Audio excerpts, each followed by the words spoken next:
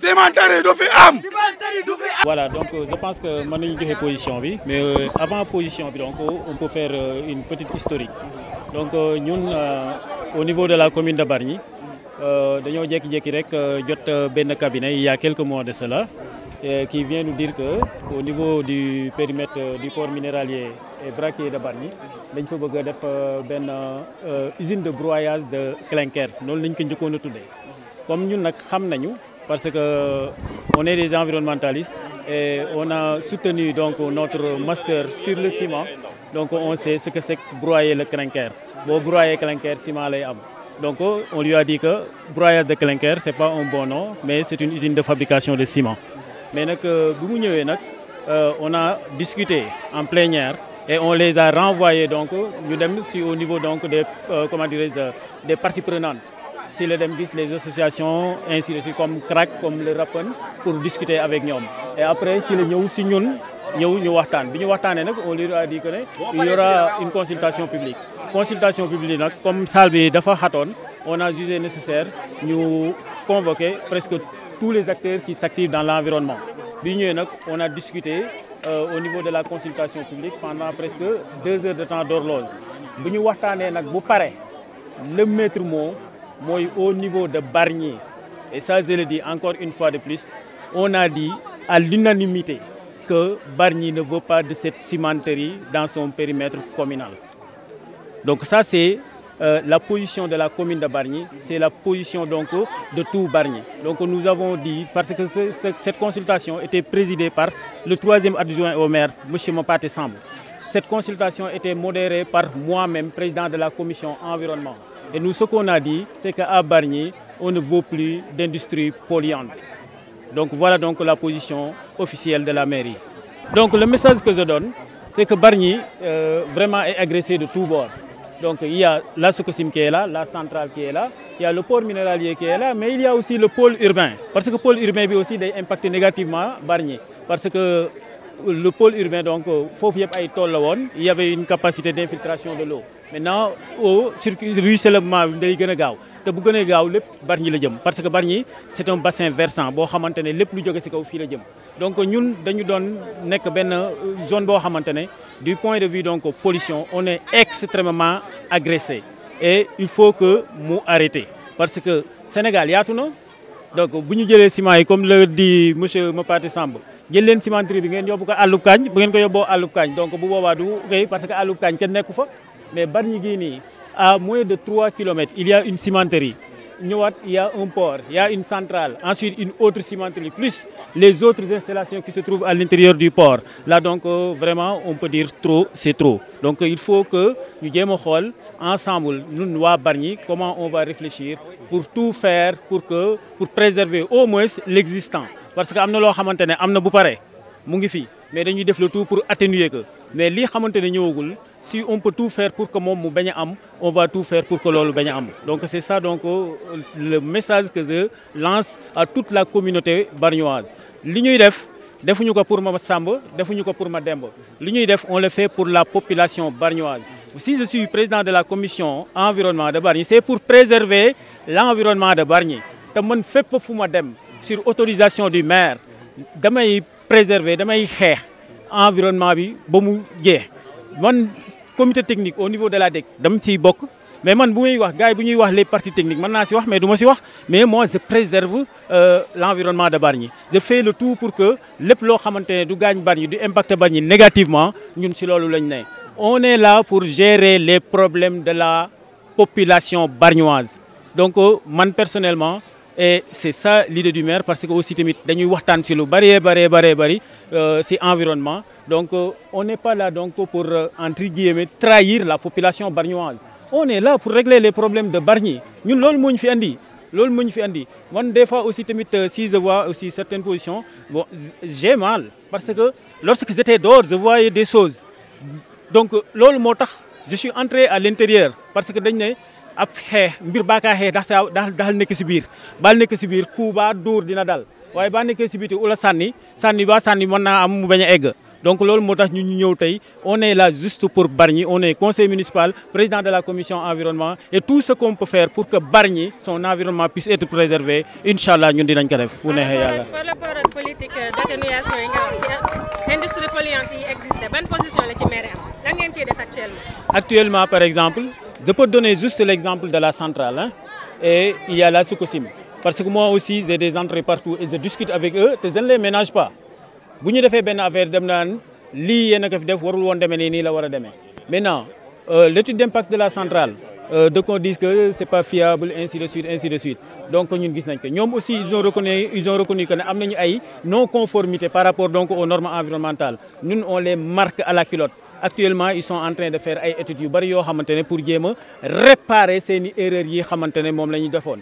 Par exemple ils ont fait une étude donc sur l'impact de la centrale sur la nappe phréatique ñu ngi si pareegul def nañu étude sur impact du transport du charbon depuis le port jusqu'à donc tout ça ñun ñëw def nañu benn étude sur l'impact des rejets sur le milieu marin donc actuellement ñu ngi marqué à la culotte de telle sorte que ñoom erreur yi ñu defoon comme centrale baa ngi fi mu ngi dox erreur yi ñu defoon ñu ngi def le tout pour que ñoom ñu jéem ko régler parce que aussi tamit dama koy wax toujours dem naan Bargny lépp loo siy def si environnement ba boo na nga ko xoolaat bu baax parce que waa Bargny dañoo yeewu si environnement boo xoolee c'est une population boo xamante ne c'est communautaire mais yàlla may na leen teel nañoo conscience environnement loolu moo tax lépp loo fiy def rek da ngay xool nan koy defee en tout cas les sociétés qui sont là et qui sont des sociétés polluantes ñun on est en train de tout faire pour essayer donc d'atténuer donc les effets de cette pollution là sur la population de Bargny. dañu gis benn note sur Facebook sax lañ ko gisee ah ñu ne dañuy oote benn audience publique moom la ñu wax pour beneen cimenterie ici à Bargny. man ma yaakaar ne nag ñun ndax ñun maire bi ñu àndaloon doon combattre la centrale doon combattre ay Sococim ndax maire boobu moo falu ba léegi wala déet man ces questions là moo la maa laajte quoi damaa laajte ndax ñun maire bi ñu faloon fii mu tudd Djibril Faye ndax moom moo fi nee ba léegi wala déet parce que ñun dañu àndoon sur le terrain ñu la xee centrale bi ñu la xee social yi moom il était actif di si def ay moyens di si def ay présence physique sur le terrain mais présentement dama yaakaar ne affaire yi daa changé quoi dañuy jël meneenam Djibril Faye leenu andil man loolu ala la ma jaaxal la avant ma la ñëw cimenterie bi fi nekk nii Bargny daa jot ñun ñu régler ñuy problème si environnement définitivement dañ ko war a régler et la Sococim et la centrale et Tosiyali ñun waxuñu leen si dolli ñun déjà ñu ngee bañ Tosiyali déjà ñu ngee bañ centrale bi mais ña la wax ab cimenterie ba bees mais loolu c'est à la limite man c'est cynique loolu c'est cynique bon ba ñëwee fii tey jii dañ fi waroon a fekk monsieur le maire li ñu ko bëgg a wax ñu wax ko directement les yeux dans les yeux ñu xamal ka ne que ñun dañ doon ànd aw sur le terrain ñu la reyante guddi ak bëccëg régime bi fi jógee nii ils nous ont taxé de tous les noms d'oiseaux ba récemment day doon wax naan vous avez des problèmes de personnes waaye mais pas de problème de gestion loolu yëpp ñu ne maire bi mu ngi soog a toog nan xaar nan bàyyi ñu gis ab collaboration directe le maire avec la centrale à charbon ñu gis ab collaboration directe le maire avec la Sococim waa léegi ñun waxatuñu loolu ñu ne beneen ab cimenterie waa ñun fan lan leenu bëggal ñun lan lee ñu bëggal ñun li ñu bëgg instant bi ñu toll nii si Bargny waxuma la cimenterie bi la ñëw mais ñi fi nekk déjà industrie polluante yi fi nekk ñu réviser les accords yi nga xamante ne moom la ñu am ak ñoom ba dee Sococim ñu xool yani lan moo ñu lié à Sococim ba dee centrale à charbon bi béykat mënu lay def gaz ñu tëj ko béykat mënu lay def gaz bi ñu waxoon en 2024 la ñu waxoon ne day kaa def gaz béykat defulee gaz ñu tëj centrale à charbon bi Tosiyali nag kenn xaarul sax pour ñu teg ka fi donc ñun nous avons suffisamment souffert ci pollution nous avons suffisamment souffert ci pollution instant bi ñu toll nii non même instant bi ñu toll nii dañu confronté wu tey à érosion côtière instant bi ñu toll nii tey dañu confronté wu à pôle urbain bi waa ñun Bargny lan lee ñu bëggal ñun lan lee ñu bëggal ñun nag newuñu ci ay considération yaa xamante ne nii non on veut des noms ñun bëgguñu ay tur ñun bëgguñu ay vues ñun bëgguñu ay siw ñun li ñu bëgg moo la sauvegarder préserver Bargny ñun bëgguñu kañu digg bëgguñu kañu xam ñun bëgguñu kañu xam lii ñoo ñëw si combat yi nii bëgguñu si leneen ba ñu paree dañoo dem tool ba ñu paree tool yi lañ jëm mais soxlaaw ñu ay notoriété soxlaaw ñu ay kañu xam wala kañu lii dañu bëgg Bargny nekk si ay conditions humaines. Je vous remercie d'être présent aujourd'hui pour discuter d'un sujet crucial qui affecte profondément notre communauté à Bargny. Cette semaine, une nouvelle est tombée comme un coup de tonnerre. L'installation imminente d'une usine de cimenterie dans notre ville. Cette décision est tout simplement inacceptable. Permettez-moi de vous expliquer pourquoi.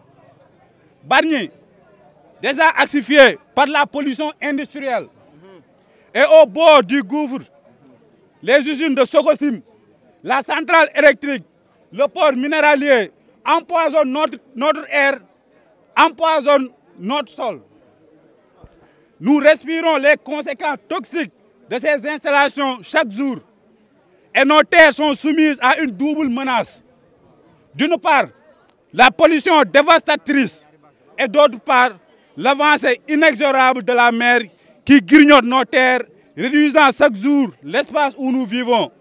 Regardez Sendou, Minam, jusqu'à Rufisque. Amatuñu place, amatuñu fuñu dem, ndox yi mu ngi dugg suñu kër. Et au final, c'est ça qui provoque l'inondation, car l'eau ne peut plus se déverser dans la mer. La remarque que géej gi mu ngi avancé bu baax, que dëkk bi amatuñu fuñu dem. À Bargny, l'espace est devenu une denrée rare. L'agriculture déclinée, il n'y a plus de place pour cultiver. La pêche devient de plus en plus rare et la qualité de l'eau est un sujet que l'on préfère éviter. Même les cimetières sont confrontés à un manque d'espace. Cette situation alarmante trouve sa source dans l'installation des usines polluantes. Il faut comprendre que Bargny n'est pas une ville industrielle. Il est profondément injuste de permettre l'implantation de tels projets à seulement quelques mètres de notre communauté, forte de plus 60 000 âmes. Donc, waxi cimenterie nañ ko teg ci suuf. On veut plus du fi am. Nos jeunes désespérés, nos jeunes désespérés, par l'absence d'opportunités et l'avenir incertain, prennent des risques mortels en embrassant sur des pirogues fragiles dans l'espoir d'un avenir meilleur. Ils lancent dans l'immigration clandestine, courant vers l'incertitude, vers l'inconnu et vers le danger. Parce que liggéey amu fi, licence de pêche yi jaay nañ ko, espace boo dëkk amu fi, espace bu ñu def tool amu fi. Les entrepreneurs qui sont là ne peuvent pas recruter un bon nombre de personnes. Donc, à quoi bon de mettre en place une usine de cimenterie encore? Il est temps de mettre à terme à ce cycle destructeur. Il est important de dire assez. Il est temps de protéger notre terre, de préserver notre jeunesse, de nous lever et d'agir maintenant. Nous devons faire entendre notre voix. Nous devons défendre notre droit. Un environnement sain, un avenir sûr pour nos enfants et pour les générations à venir. Donc message bi ñu koy wax ci lébu di wax suñuy mbokk yi di wax suñuy yaay ak suñu papa yi. Jeunesse bi jël nañ seen responsabilité. Que nos autorités locales, que les autorités gouvernementales, que les autorités yi nekk ci kaw, que ñëpp ñu jël seen responsabilité. Cette fois-ci du fi am bu jaree ñu teg suñuy bakkan du fi am wax nañ ñu waxu audience on veut pas annuler nañ audience bi nag nous on a retenu notre manifestation pour fi dire cimenterie du fi am cimenterie du fi am cimenterie du fi am cimenterie du fi am cimenterie du fi am cimenterie du fi am